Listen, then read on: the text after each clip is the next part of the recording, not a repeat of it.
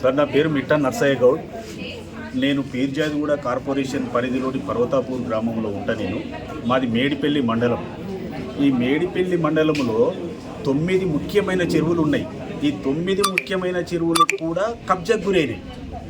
Buffer zone కాదు, FTL లోపల బయట బఫర్ జోన్ మొత్తం క్లియర్ చేసిరు అక్రమార్కులు అందరూ కలిసి.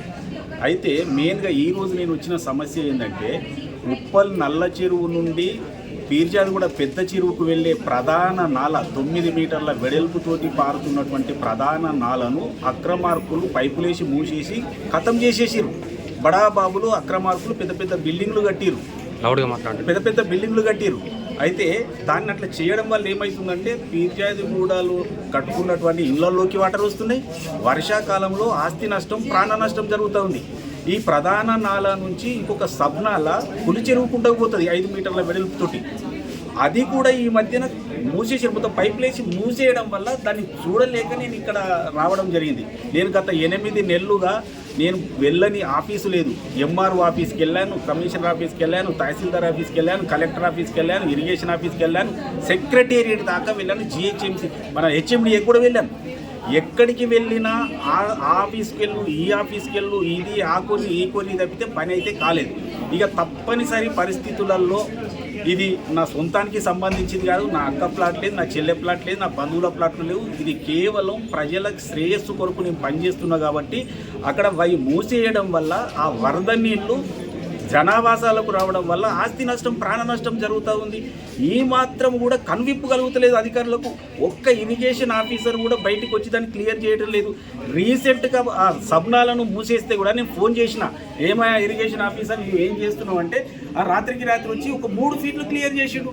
అరే 5 ఫీట్ల వెడల్పు గల నాల, 2.5 ఫీట్ల వెడల్పు గల ఇదంతా ఉంటే మొత్తానికి మొత్తం అక్కడ ప్లాట్ క్రియేట్ చేసి ఒక 10 కోట్లు 5 కోట్లు వాళ్ళకి అక్రమార్కులకు సాయం చేస్తూ ఉన్నారు.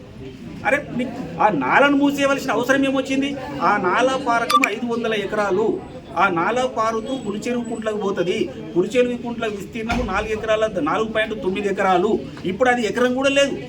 ఎవరు తీసుకుపోతున్నారు ఇది? కాబట్టి నేను ఒకటే అంటున్నా, మెయిన్ పీర్జాదిగూడ మెయిన్ రోడ్లో ఉన్నటువంటి దాని కింది నుంచి పోయేటువంటి సబ్నాల దాన్ని మూసేసి అక్రమంగా ఒక ప్లాట్ క్రియేట్ చేస్తూ ఉన్నారు. దాన్ని ఇమీడియట్గా తొలగించాలి. తొలగించకపోతే ప్రజా ఉద్యమం తీసుకుంటాం, ప్రజలం అక్కడ బైఠాయిస్తాం.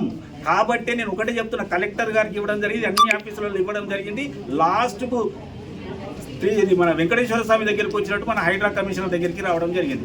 ఇప్పుడు న్యాయం జరుగుతుందని మేము నమ్ముతున్నాం. ఖచ్చితంగా కమిషనర్ గారు కూడా మాట్లాడిరు. మీరు ఇచ్చినటువంటి విన్నపము చాలా నిజమైనది, అందరికీ సంబంధించింది, వ్యక్తిగతమైనది కాదు.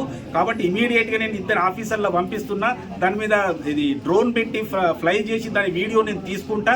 ఎందుకంటే వచ్చేది వానాకాలం కాబట్టి ఎవరికి కూడా ఆస్తి నష్టం, ప్రాణ నష్టం కలగొద్దు. కాబట్టి మా గవర్నమెంట్లో ఇలాంటి చర్యలు ఇమీడియట్లీ తీసుకుంటామని స్పందించిన విధానం చాలా నచ్చింది.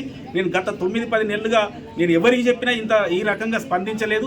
మరి కమిషనర్ గారు దయతోటి స్పందించారు, ఇమీడియట్లీ ఇన్స్ట్రక్షన్స్ ఇచ్చారు.